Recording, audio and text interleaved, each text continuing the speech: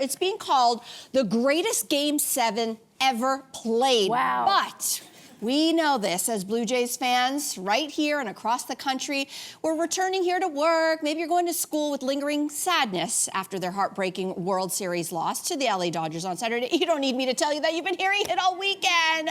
We witnessed it. We watched it. So we've been talking about the Blue Jays nonstop for weeks. Yeah. So how are we feeling today? We're still, right? We're still a little bit sad. We're still a little bit, we're like that little boy with his head down. But I want to take this moment to thank the Toronto Blue Jays for giving us an incredible baseball season and bringing us all together. And I feel like we're all mourning because, as we all know, the Toronto Blue Jays are the only Canadian team in the MLB. So it's not just Toronto, it's Canada, it's coast to coast, it's Vancouver to Nova Scotia. We were all behind this team, so we're all feeling that sadness. And I, without giving away my address, I live in the midst of that. And I'll tell you, the saddest thing I have ever seen was after the game, watching thousands of people walk in absolute silence like a funeral procession after the game. Oh my gosh. That feeling was palpable. And then I remember seeing that photo afterwards of Vladdy, who was the last one to leave the dugout. This is the photo. And he was watching the Dodgers celebrate. And you know what I thought about? I thought about him and this entire team are never gonna forget that feeling. And next season, not if, but when they get back to the World Series, they're gonna remember that feeling, and we're coming home with the pennant. We're coming home with the trophy. So we're gonna flip it around, but boy, was that a hard one. It was a hard one to watch. Yeah. I saw someone describe the team as quiet yet persistent, and that's how they got to where they got. And they were underdogs, weren't they? But that quiet and persistent, it kind of seems emblematic of Canada itself, or at least the way that people view Canada from the outside.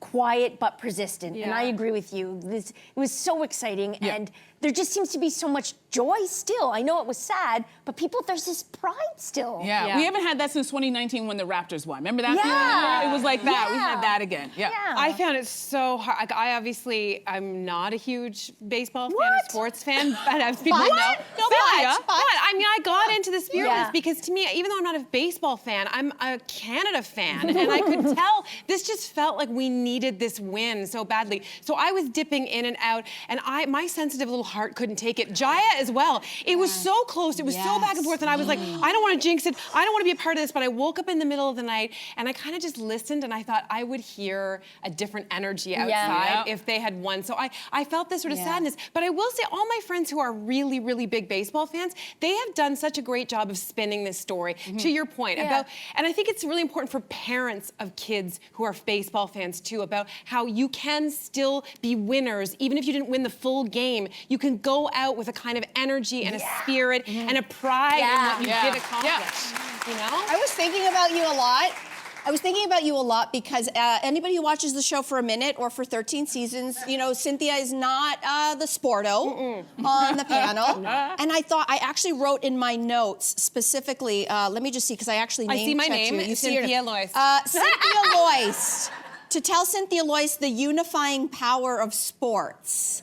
And this is the one thing, I'm sure you understand it very well now because we've all been through this journey together, but sports, even if you're not a huge sporto and you're just a bandwagoner like a lot of us have been over the last several weeks, this is where I've realized that sports really, what is the appeal of sports beyond just like competition and them versus us? It's a microcosm of life itself. You know, our lives, especially these days, there's a lot of highs, boy, there's a lot of lows. Life is hard right now. And sports allows us to have that illusion of, like, you know, the tempest in the teacup. It's like there's a lot of highs and lows and there's competition and you're all cheering for the team. And then, you know, listen, it's a sad loss, but hopefully life goes on and you're all going to be okay. We're all going to be okay. The guys are going to be okay, as sad as Vladdy is. And it made me realize that the unifying power of sports right now is something rare. Because of social media, because of the fragmentation of streaming, we don't have a monoculture anymore. Once upon a time, time we used to all watch a Thursday night show and then Yeah. we'd all talk about it. So the next true. day. We don't do that anymore. We don't do it anymore, but sports is the one last place where we can all have one experience at the same time and have joy around it. So even though there was a funeral procession, I'll tell you, It I was went sad. to game 1 of the World Series. I have never looked at more strangers in the face with a smile and high-five strangers as I have that Yeah. day. You know what? Since when? The 2010 golden goal by Sidney Crosby at the Oh, Olympics. wow. Yeah. That's incredible. So it brought people brought together. people- I would even argue Yeah. that sports contain the entire arc of every human emotion. That's why sports movies, in my opinion, are some of the best movies ever. Yeah. Because you have it all right there. Yeah. It's beautiful. So we love you, Blue Jays, Yes, and we'll see you we next do. season. Hey, you, come a bit closer. We've got so many more must-see interviews, spicy debates, lifestyle tips, and pop culture moments. So subscribe to our channel by tapping the logo below and don't miss out.